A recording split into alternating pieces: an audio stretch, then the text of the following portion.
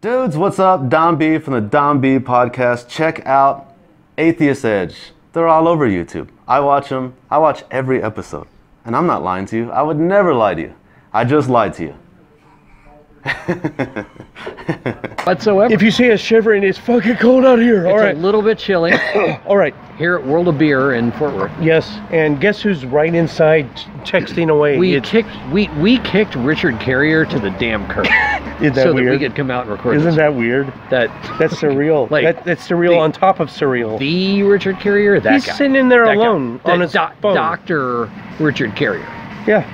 I'm kind of certain he's like figuring out a hookup or something. I don't know. Maybe. I don't know. I've got an idea that he is. I think he is. Who knows? Yeah, the benefits of being a polyamorous, I guess. Hey, there's something to be said for that, and that got brought up at the book club meeting last night. Like the whole moral argument. Do you think it's an overall moral thing to be polyamorous, or do you, does it fall in line with? I think if an objective morality. If everybody consents, I don't think there's a problem. That was his argument. Yeah. Stay away from what I'm doing. You do what you do. Leave me alone. If everyone's consenting, what's the problem? Right. Yeah. But it just so happened a Christian brought up, well, sanctity of marriage or something. No, not even that. It was more something I would tend to go in line with, was for societies to form, there needs to be a strong nuclear family with one man, one woman, or at least two parents. Nowadays it's one man, another man. I have to interject here. Help me understand why one man and one woman is somehow. How many wives and concubines did King Solomon have? And we're talking seriously. 700. The wisest human being in 700. history. He had 300 wives and 700 concubines. Right. Or was it vice versa? I think it was 700 wives and 300 concubines. Okay. But you know what? It doesn't matter which number was which. There were 1,000 there. Help me figure out what it is, this biblical definition of marriage. Yeah. And if you can explain that to me, fine. By the way, let's take the You're right. How many wives did Jesus have? Did he have one wife? Answer, no. Zero. He had zero. Unless the Gospel of Thomas or Judas, which one were he was married to Mary Magdalene. It's non-canonical, you fucking heretic. There's 60 Gospels. If it's not Matthew, Mark, Luke, or John, it's fucking heresy. Do you know why Shut your mouth, you atheist. You hateful atheist. Do you know why those four were picked? I actually Irenaeus? do. I think it was Irenaeus. Irenaeus. Irenaeus. Or Irenaeus. I mean, it could be either way. Irenaeus? I That fucking guy. whatever. Yeah, I know who you're talking He about. said That the guy. only reason four were picked because there were four corners of the globe and the four winds of the globe. They only picked four arbitrarily. Right. They could have picked all 60. They could have picked 20. Yeah, but that would have made biblical studies very, very complicated. God damn, it's cold. As This is going to be a fucking weird video. As if, All right. as if biblical studies are complicated. I just want to say how disappointed I am that you're a fucking heretic atheist. By the way, I am too. Speaking of, by the way, I am too. Owen Younger is half of Skeptical Texans. Rex is probably on your screen right now. They did it, just their swan song, their epitome of. They have about 5 or 6 canned talks that they do. They go around the world, not even the country. They go around the world. They give these talks. But this last one I saw, and the links will be in the description, it was just phenomenal. But what we're talking about today is... It's always cool when Dan Barker opens for you. Oh, Dan Barker opened for you. It wasn't the other way around. By the way, Dan, thank you. You are the man. That was crazy. That was awesome. Owen is a pilot in real life. Professionally. Although, you were military? No? I was not. I was in the Civil Air Patrol. You went through something just recently that this is the first heard. No one's heard this yet. The NTSB report just came out, so this is a exclusive. I want to clarify Jim's pronunciation there. This is not the first turd. It's the first herd. Did I say first turd? It sounded like you said first turd. I got a couple IPAs in me, so I might have been a little bit first chilly. turd. It's cold outside right now. It's a first herd. First herd. So this is an exclusive. Although you weren't military, you just recently went through something that we can call atheist in a foxhole. Right. So give us just a brief rundown from takeoff to unfortunate landing. So I'm about to describe something that happened in 90 seconds.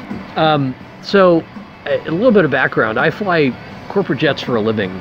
My wife and I own an airplane, a small single-engine, 4-seat Piper. It's old, and it was in the shop for some avionics upgrades, and I was actually having it painted. It was going to be out of commission for several months while that was happening.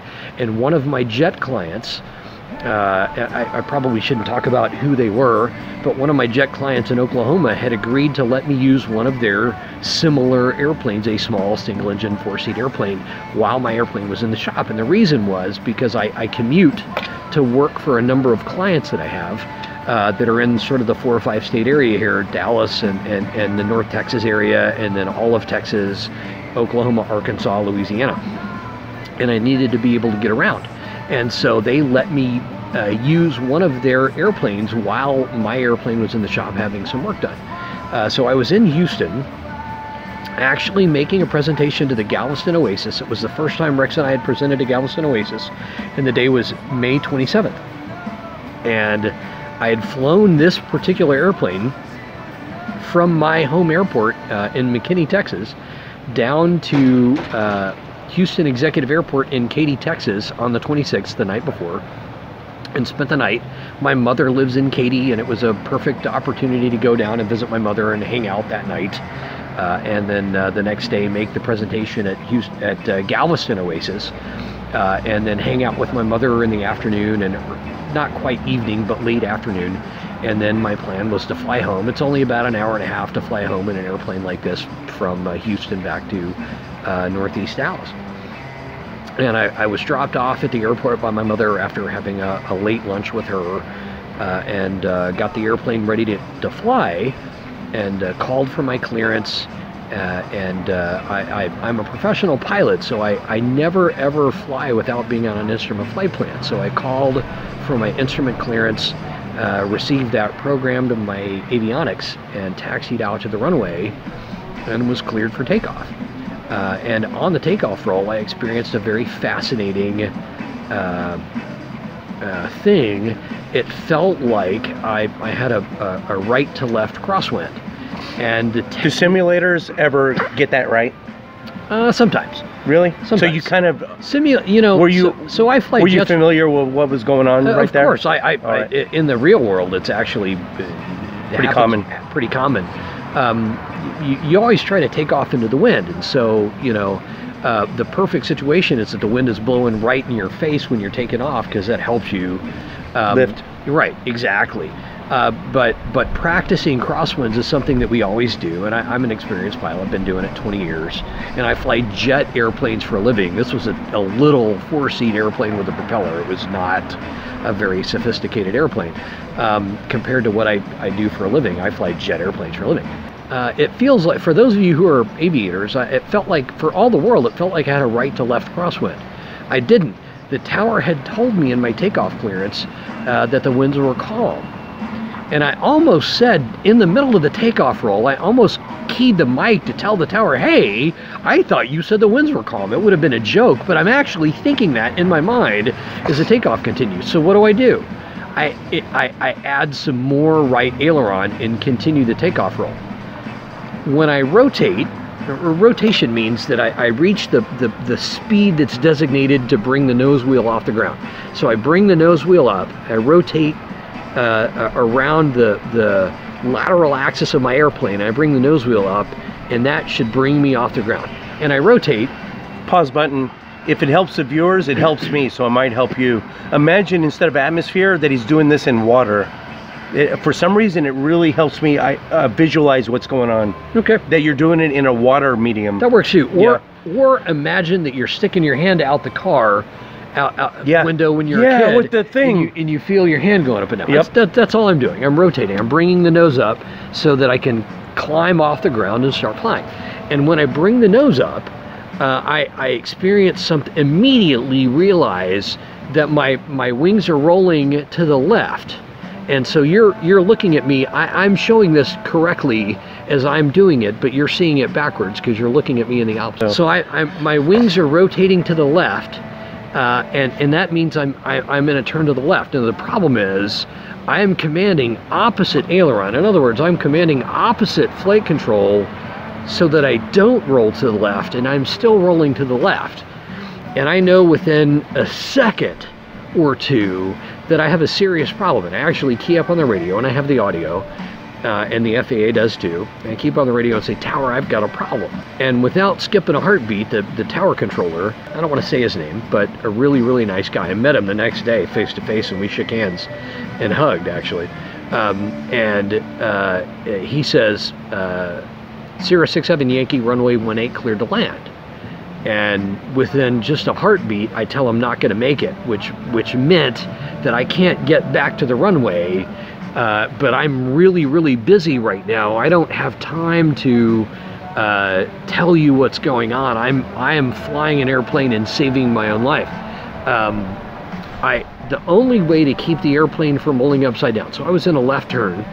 The only way to keep the airplane from rolling upside down was to deliberately put the left wing back on the ground.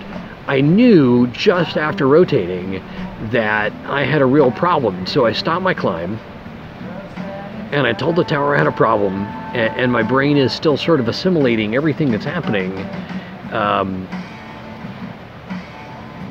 And by this point, I'm 30 or 40 or 50 degrees to the left of the runway center line. Is muscle memory kicking in? Like, is your brain turned off right now? I wouldn't call it muscle memory. My brain was anything but turned off. My brain was completely engaged. I'm trying to relate it to martial arts. Right. It wasn't really like that. Was I reacting? I was, but my brain was fully engaged. Mm-hmm. I just didn't have a lot of time. I knew that I had to put the left wing back on the ground in order to keep from rolling over. If I impacted the ground upside down, it would have crushed you. It would have been lights out. I would have been done. So I needed to do two things. I needed to keep from being upside down when I impacted the ground. I couldn't keep going up, because that would have Could you have done a belly thing like this? No. Like tail? No, because I'm rolling. Because it would have kicked you upside down. No, I'm rolling. My left wing is down, and I can't You're stop. already here. I can't stop the roll. So you got to drag a wing. I've got to drag a wing. There's no way to stop that. And how long did you drag it? Did the NTSB say? The NTSB didn't say, but the insurance company told me later that they estimated I dragged the wing for about 70 yards. Insane. Insanity. Ultimately, I managed to. My goal was to try, and it's the most counterintuitive thing I think I've ever done in my whole life. As a pilot, I don't want to go back towards the ground in a controlled crash. I want to go up, right? You're fighting the urge to lift. Nobody's ever died from colliding with the air. You only die by colliding with the ground. Yep. I wanted to go up, but I knew you fought the urge to pull up. I did. If I go up, my airplane goes upside down, and once I'm upside down, my flight characteristics make it impossible for me to recover from that, because I can't roll the airplane. Yeah, you might as well just let go and let it happen. I had no roll control. So to stop the roll, I had to put the left wing back on the ground and drag the wing on the ground in order to spend the kinetic energy of the airplane to slow down enough until I lost sufficient airspeed to fly, and some other part of the airplane connected with the ground, impacted the ground, and then I kind of, in a sudden stop, landed. Which almost put you upside down. Right. So you're looking at the picture right now.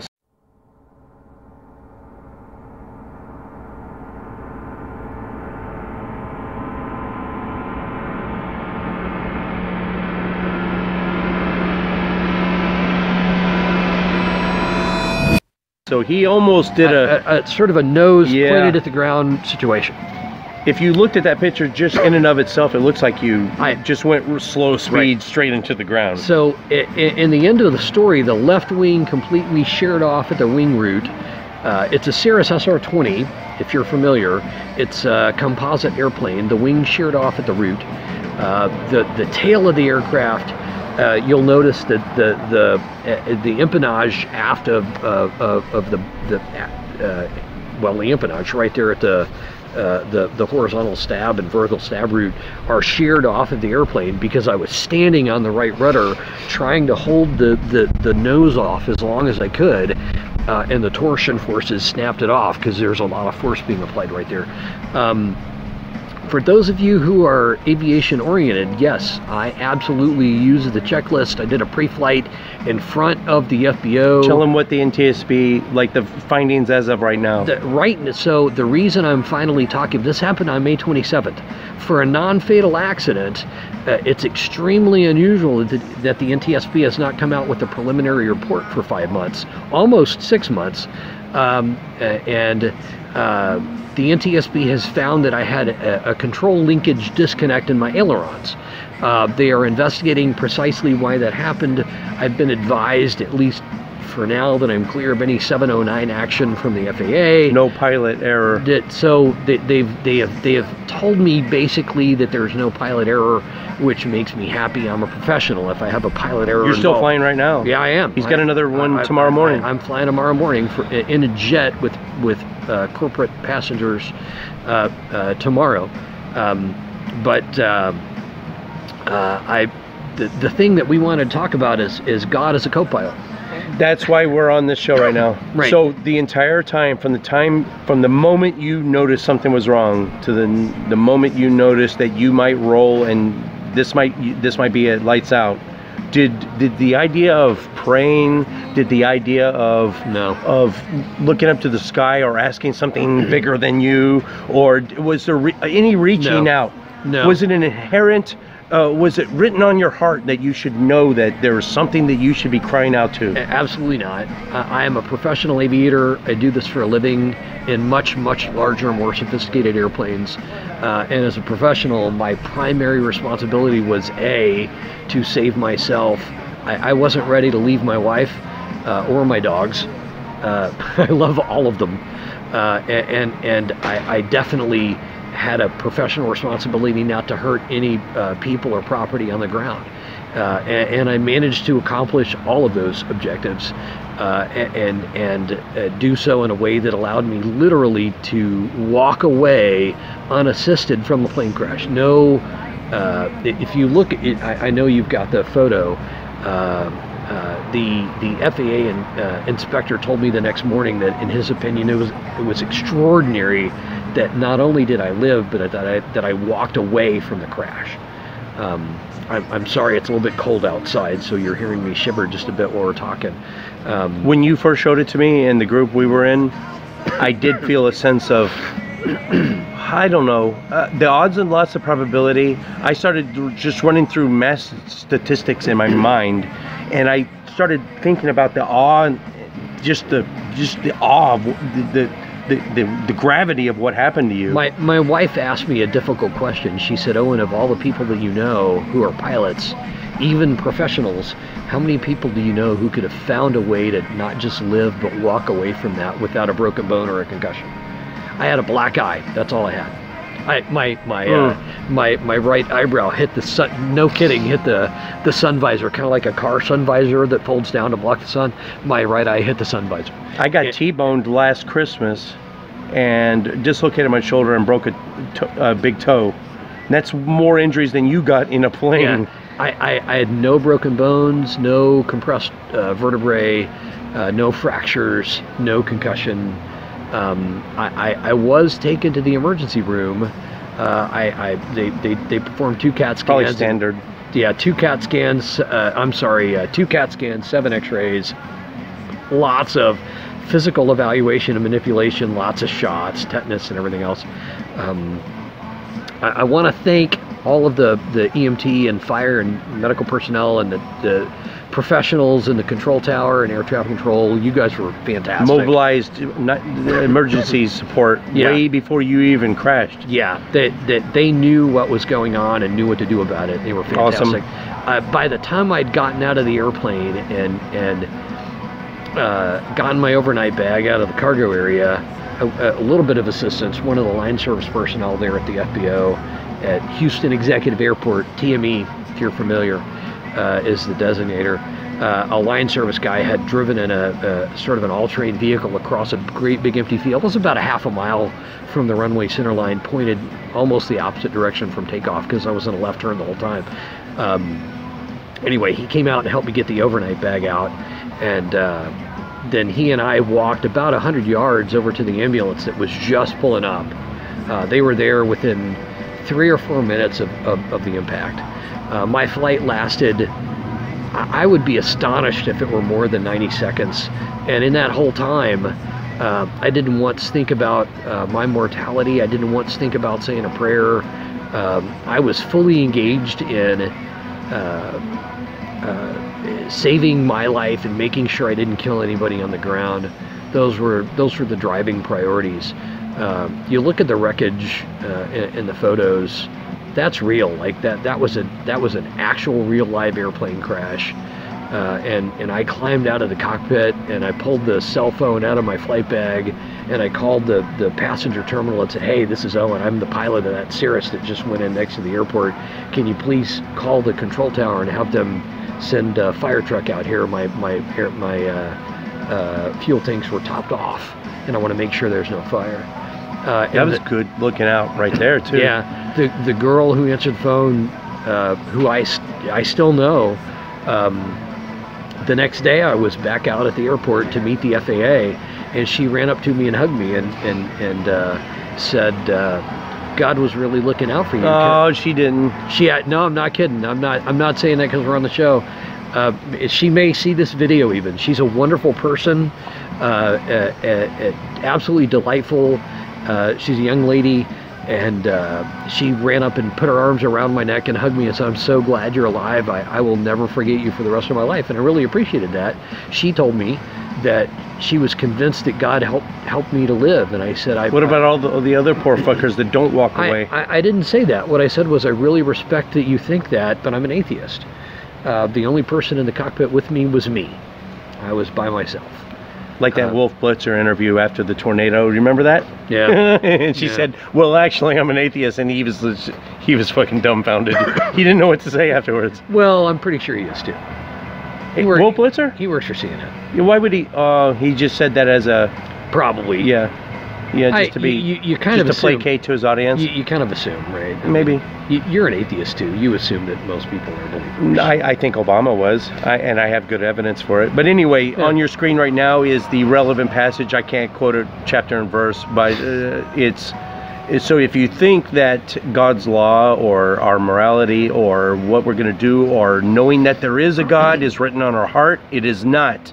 We do what is natural. We do what is intuitive. We do what's trained. We do as we're trained. Right. And we're not going to cry out on a deathbed confession. It's just not done. So that argument can be, you can divorce yourself of that argument right now. True. Quick postscript. I know we probably want to get out of the cold and get back inside where there's beer and warmth. And Richard Carrier, just sitting there by himself. And Richard Carrier. We're totally just dissing Richard Carrier right now. Like, we left Richard Carrier unprotected in Fort Worth, Texas. I'm not sure we're smart to have done that. We're both Texans. So, quick postscript. The reason this happened on May 27th. We're recording this on what, November 13th or 14th, something like that. Yeah. Almost 6 months later. The reason I have not talked about this publicly before now is because the NTSB asked me not to. They have confirmed. There is now a preliminary report out that confirms, if you're smart, then you know how to access the NTSB accident database by month. And have looked at May 27th and Katy, Texas, and you've already found the accident report. And you will have already noticed that the NTSB investigator Lemishko is his name, has already confirmed, and so have the engineers from Cirrus Aircraft Corporation, that there was a flight control linkage disconnect in the left wing of my airplane, and that disconnect was such that it prevented my ability to control the airplane around the longitudinal axis. By the time this comes out, we might see the final report on your screen right now. The probable cause report may take another 4 or 5 months. I don't know if it will be out by the time you guys publish this. It's okay if you publish it early. It's going to be at least 2 months. So yeah, it'll be after the new year. But I didn't feel comfortable talking about this publicly before now, and this is kind of an opportunity. Exclusive, ladies and gentlemen. This is an opportunity for me to talk about it, maybe for the first time publicly. You feel better? A little bit, cathartic. No, I would say that as a professional, it's my duty to debrief every engagement every time I have one, and I've spent a lot of time thinking about this. You don't know how common it is for people to think you're gonna like Charles Darwin, the deathbed conversion, that we're just going to automatically. People assume. Yeah.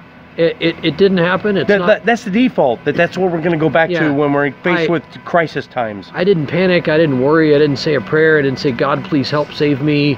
I was busy saving my own life. I was doing my job. I was living up to my duty as pilot in command to try and preserve the airplane and myself and anyone on the persons and property on the ground. That was my highest duty right there. And I was doing everything I could do to live up to it. Owen Younger, thanks for coming on. Plugs, Skeptical Texans. Skeptical Tell Texans. them about it. At Skeptical Texans on Twitter? Facebook. Oh, yeah, okay. Skeptical, sorry, it's cold. It is so cold. SkepticalTexans.org. On the internet is our blog. Upcoming events on that one. Yeah, Rex and Owen, we are atheists living in the buckle of the Bible Belt. Promoting free thought and reason and evidence-based thinking right here in Dallas, Texas. And we thank you. Thanks for watching.